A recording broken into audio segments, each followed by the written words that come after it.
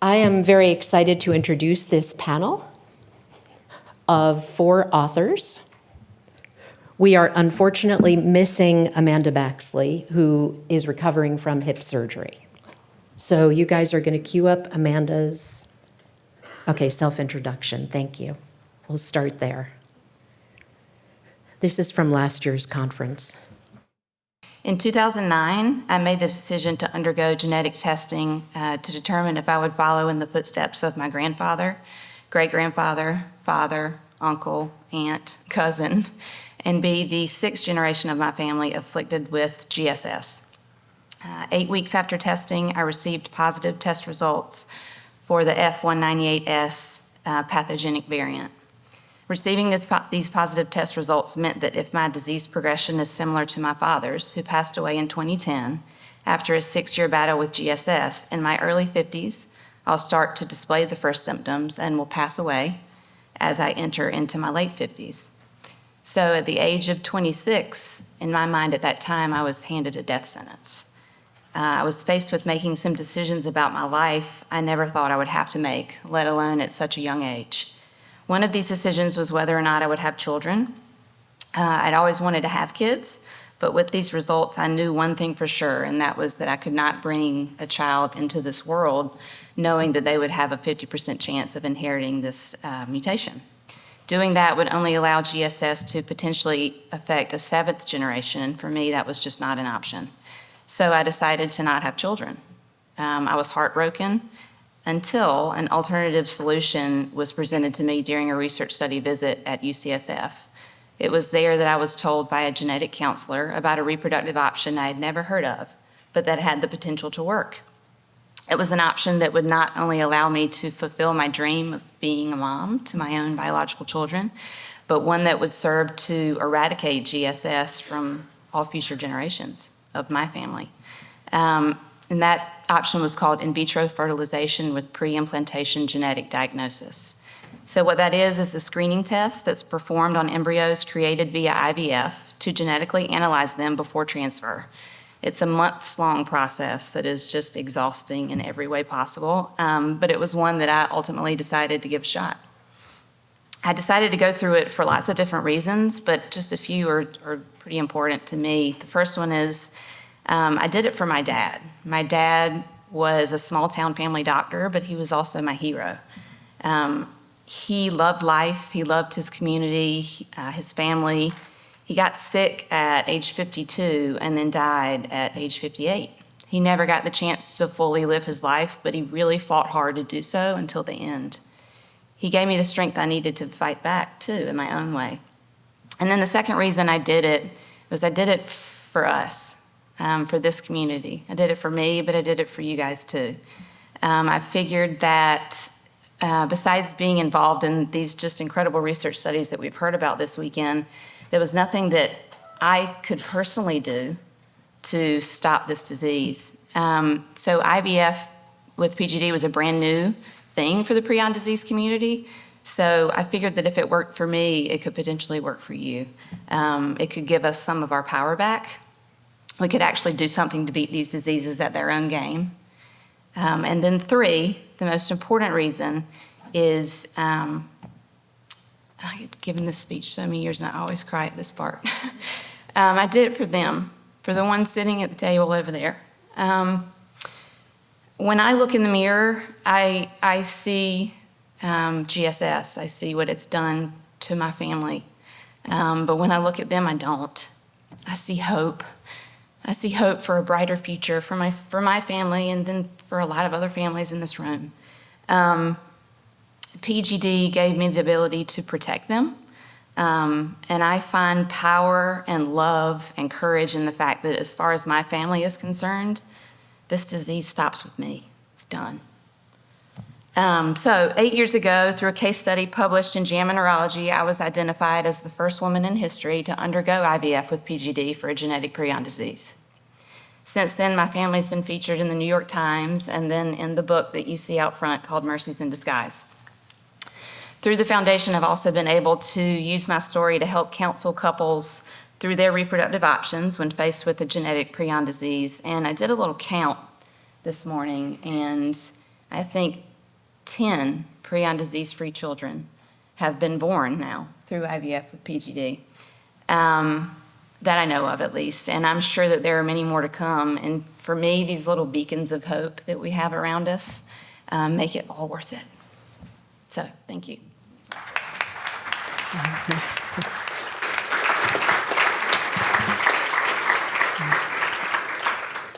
So Amanda would have loved to have been here to talk about being featured in Mercies in Disguise and all the promotion since, but she sends her regards and thank you for listening to her story.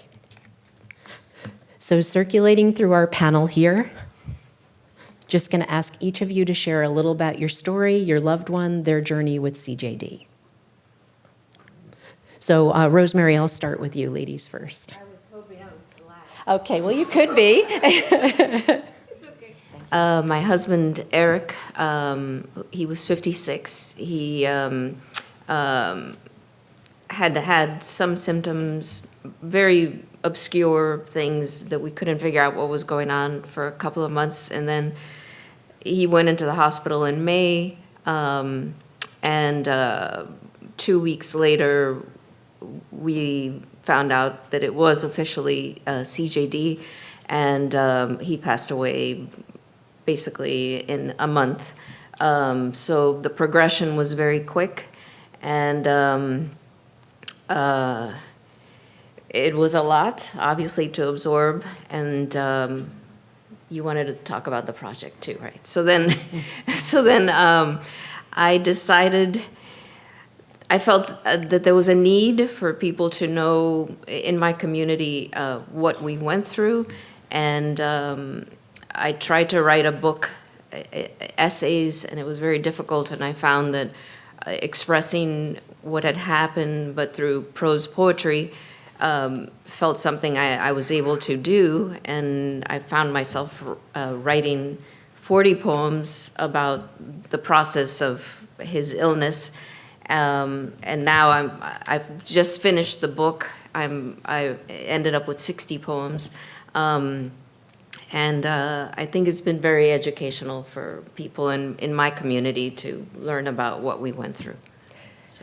And you read those, state those poems, perform those poems Yes. on Instagram. Yeah, so one of the things I started doing was I come from a storytelling background in theater, and so I decided I said it was marketing, but really it was more to share the story, and I started recording myself reading some of the poems on Instagram and Facebook, and I basically put out 22 poems.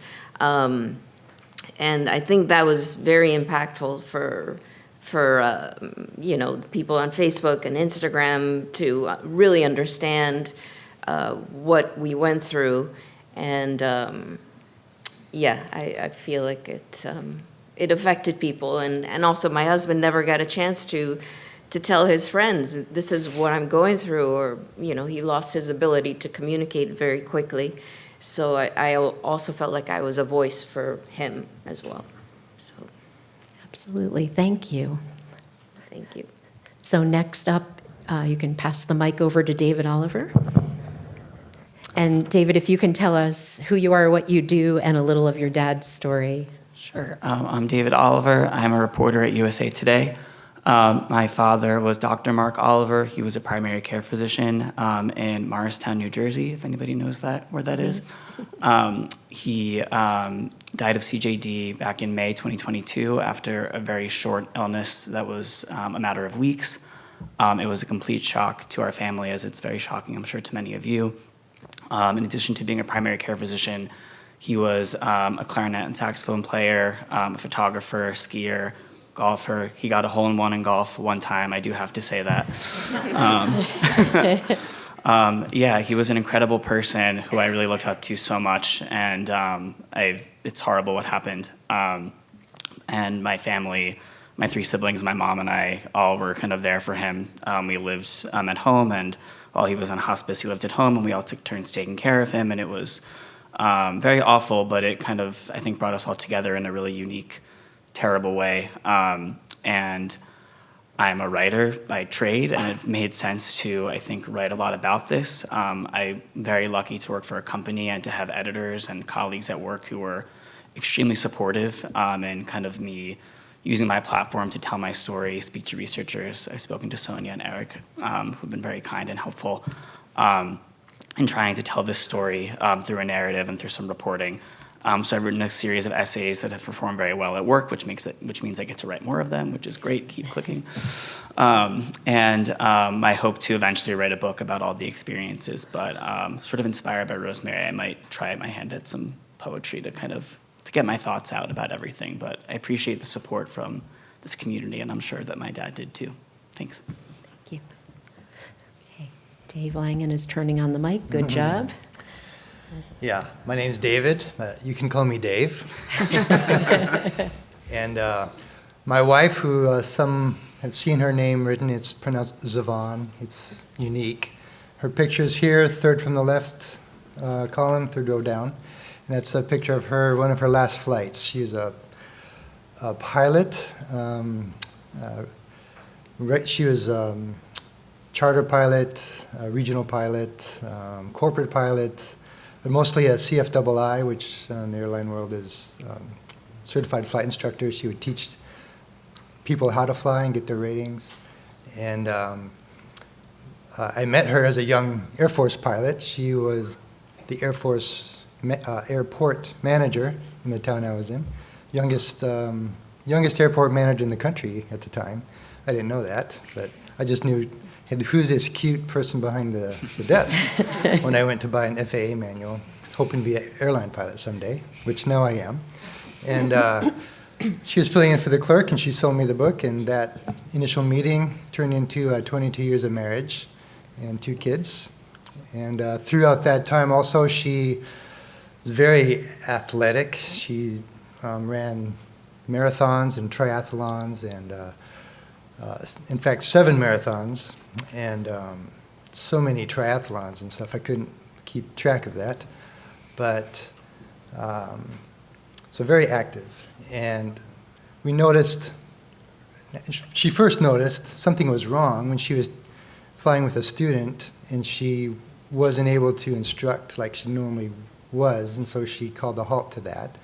And then I would say a year before her diagnosis, she went to go see her doctor. She thought she had Alzheimer's because she was forgetting things and couldn't multitask. And she thought, well, maybe it's menopause, maybe it's something else. And it took a long time, but about a year later, our neurologist told us that it was, she had a disease, a brain disease, which had no treatment. And I didn't even understand, my brain wasn't processing that. It was the last thing we thought we would hear. And so I asked, well, thank you, can I get a second opinion? And he didn't explain what RT quick positive meant. I wouldn't know what it meant, but he had gotten the results back from Cleveland and said there's no doubt. And so it's very confusing. We just didn't know where to go from that. And so luckily, some friends of ours knew about this website. My book starts that day of the diagnosis. If I were to write her whole story, it would run into hundreds of pages, but this one was a short book because 5 weeks later she passed after that diagnosis. And there's a website I didn't know of, but one of her best friends said, it's called Caring Bridge, and everyone was just asking me all these questions. I was being bombarded, and I just didn't have the energy to keep talking about it. But on Caring Bridge, I could just write it down one time, and everybody could come and read it. And I wrote it as if, her grandmother, who lived in New Mexico, was sitting with me. And I know she would want to know details, hard things, and so that's what I wrote. So the book is very intense, but it's short. And but through that website, I was able to convey the information everybody wanted to know. And there was a gatekeeper that was her friend that would allow, well, she has doctor's appointments here, so you can visit this time, and families here, and he wanted to deliver meals, and so through that website and some emails that I was writing and some texts that were going back and forth to friends, I compiled all that information and put it into a manuscript. And after 2 years, decided to publish it, and it got released in February of this year, and so now it's out. That's it. Thank you very much. And Don, if you could tell us about your sister Phyllis and how you turned her story into a book. You have to lean on it till it turns green. There you go. Phyllis's story and my story is very different from, I think, everyone else's.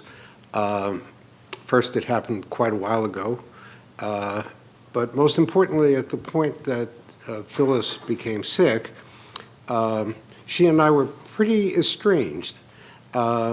So her coming into my care was a significant and dramatic change in our relationship. She worked as a public relations writer. Her real love was photography.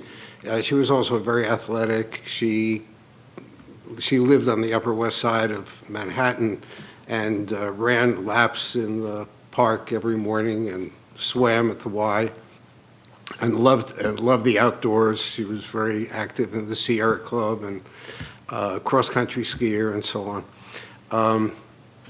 A pretty much vegan eater. I mean, nothing that would indicate that CJD would ever be part of her life. At that point, I was had a very busy practice as a trial lawyer, and so at the time that Phyllis took ill, to put it into a historic context, this was 1 year after Prusner got the Nobel Prize for discovering the relationship between a prion and illness. There were no tests that everyone is describing here. She had a brain biopsy at Columbia Neurological. That was the only way they could start, and their pathologist couldn't determine anything definitively, so it went to this man, Gambetti, out in Case Western Reserve.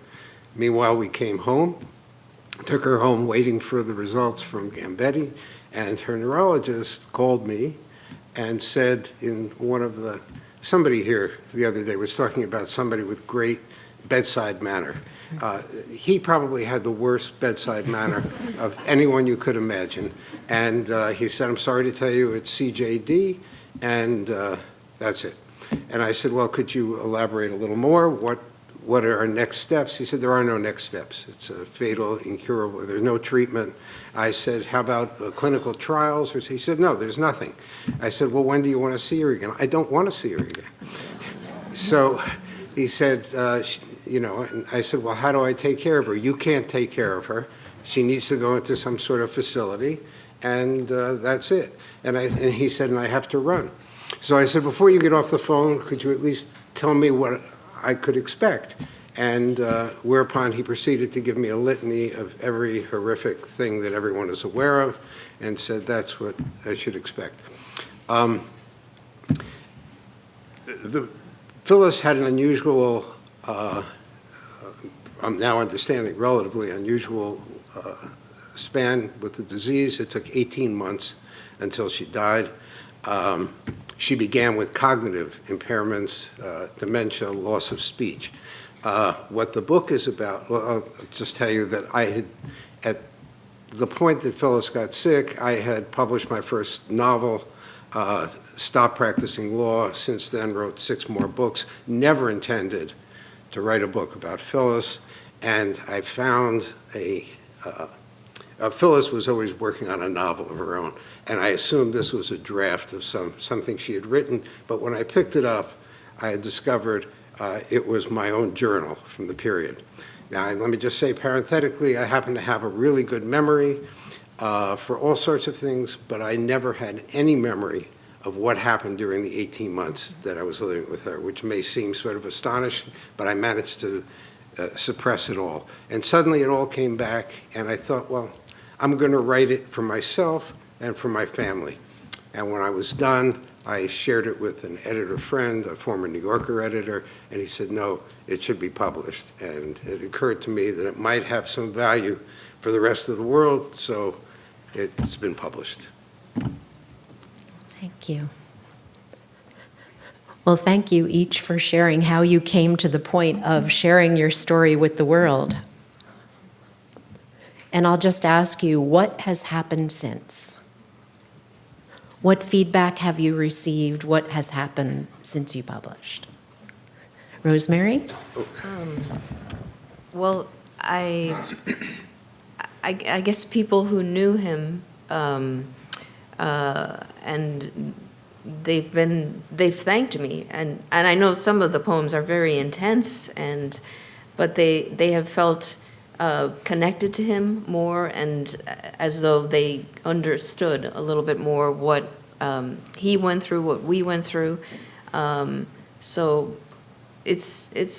I've gotten a lot of support, a lot of keep writing. I shared a lot of poems with my brother and sister-in-law, and some of it they said, this is really hard to read, but keep going. And so I don't know, I feel like I got a lot of encouragement, and that's been very positive. And my daughter as well, she was 15 when he was first diagnosed, and I talk about the book and poems that I'm writing, and she gets very excited, and she gives me the typical teenage slang, and she'll say, that's bussin', or that's slay, you know.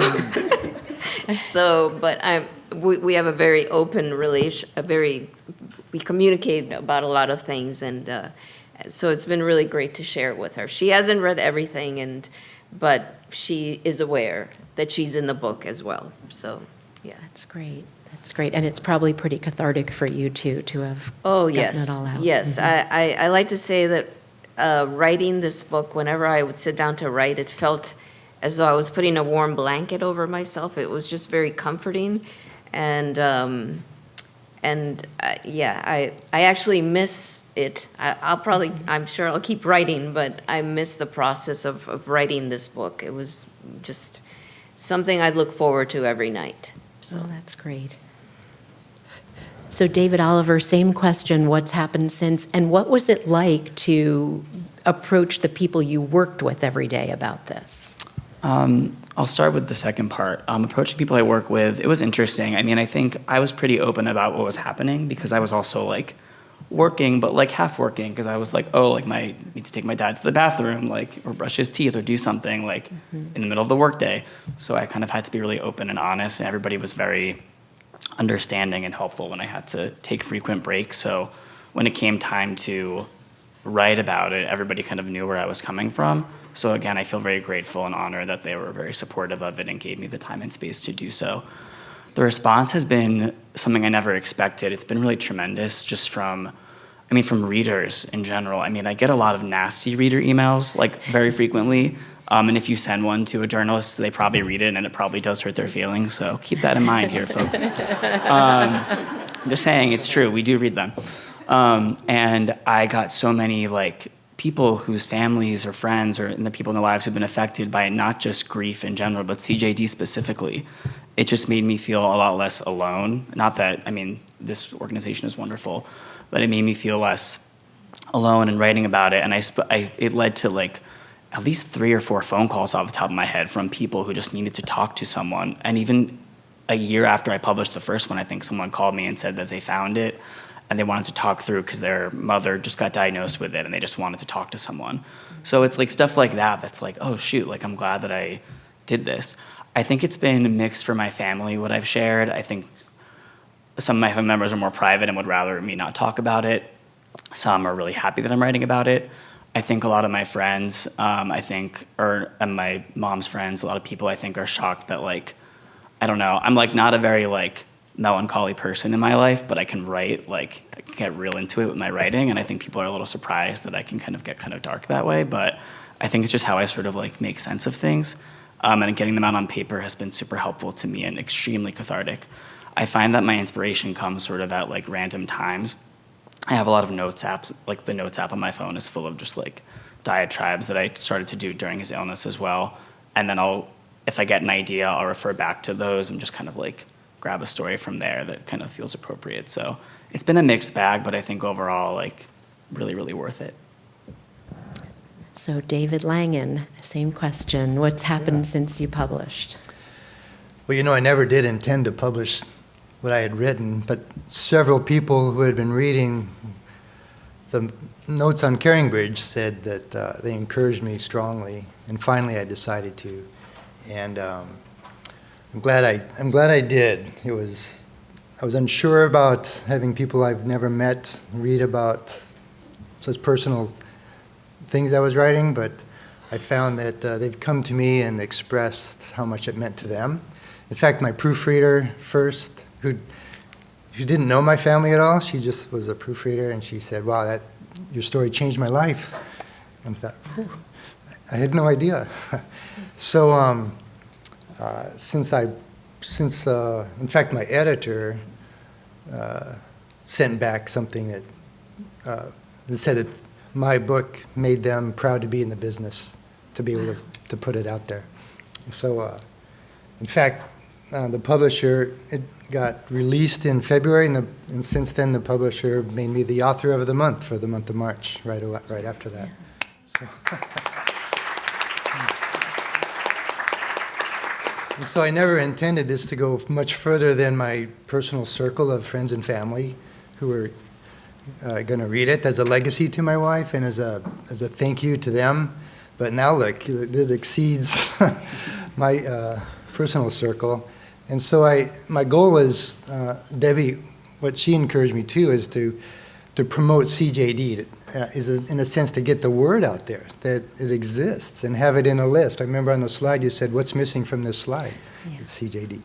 So I entered my book in a contest under an inspirational category through Writer's Digest, which is a magazine, and the results come out in October. So since I won the award for or the drawing to come back next year, I'll come back and maybe share successful results. But at least I'll get some feedback from the judges and let you know. And it's just an attempt to get the word out, more. That's all. Excellent. And Don, going to green there, same, you gotta hold it down till it's green, there you go. Same question, what's happened since publishing? It's gotten some nice reviews, and apparently it's being marketed by the publisher to places I never would have imagined. I saw that Target is selling it. But on the more personal level, the book, it's hard to describe, but it's not so much about CJD as it is about the relationship between me and my sister. And there's some paradoxical stuff in there. As I mentioned, we were somewhat estranged, and we were both very oriented in our lives around the use of language and words. And what happened was, paradoxically, as words failed and she didn't have them, we came to be closer and closer. And that's a paradox that I think may help other people dealing with dementia. The other thing that happened was, and I think, and people who are dealing with Alzheimer's in one form or another have commented that when dealing with somebody with dementia, the burden is not on the person with dementia to be connecting with us, and that we have to make the effort.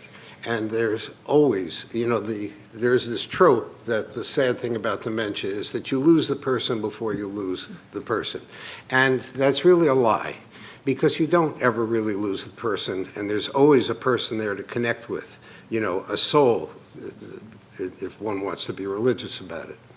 And the other thing that has, and that seemed to have connected with people. And lastly, I spent a lot of time during that period thinking about death. And so there are a lot of thoughts about death and dying and what we have to do with our lives and with what remains to it, and what it means at that point when one has been given a death sentence. And so some people would turn, to their religion as a source of comfort. That wasn't really a comfort for me. So there's a lot of discussion about my notion of where God fails, or failed for me.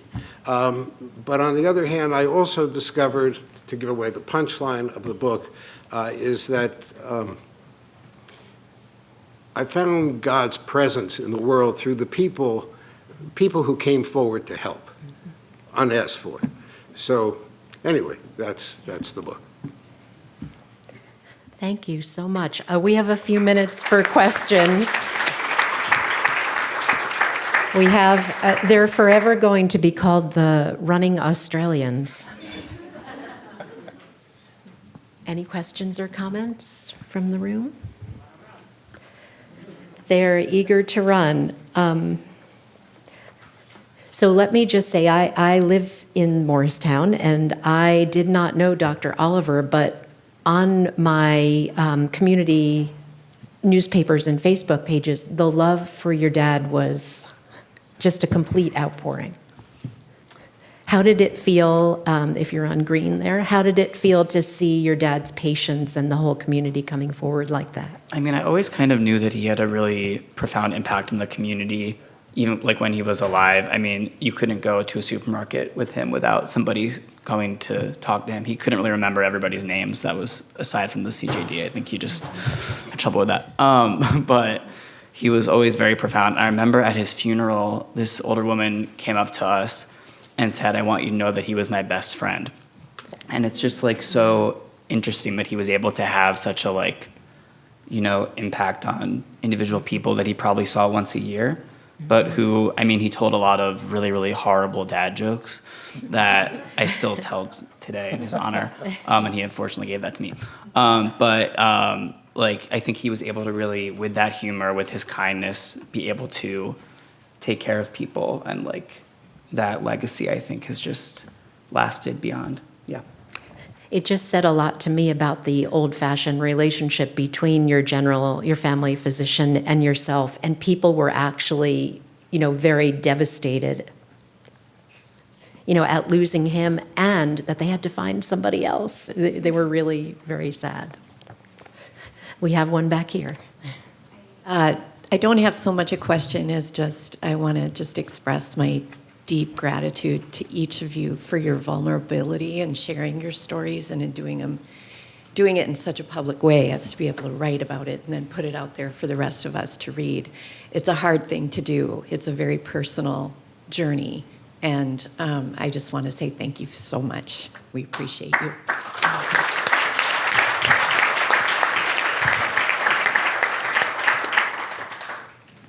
Anyone else? Over here. Hi, I'm Dolph. So my wife passed away a little over 3.5 weeks ago. And as I was telling, I met Dave Langan yesterday, and I told him that when after she passed, and I found the CJD website, and I found all kinds of information and signed up for the conference, et cetera, et cetera.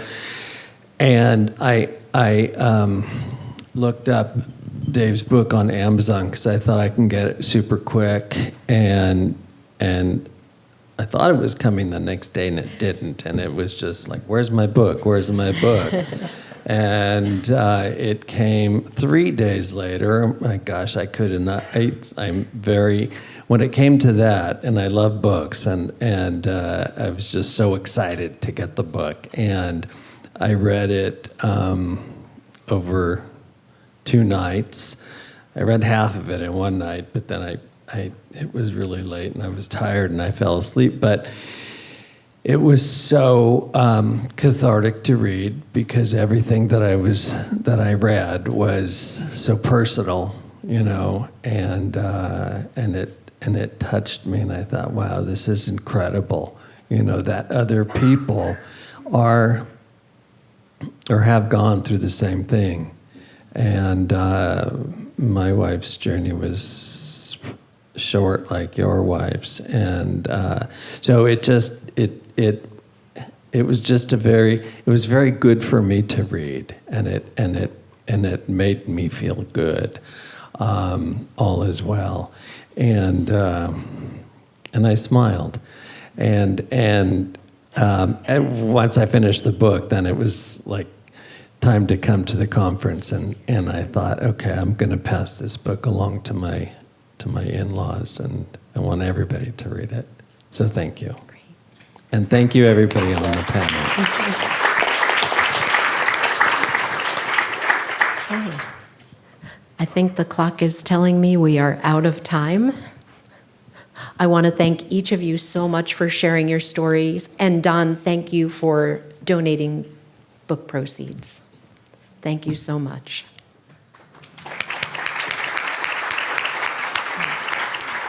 And there's still a few copies for sale out front, I think, if you'd like to get one on your way to the airport.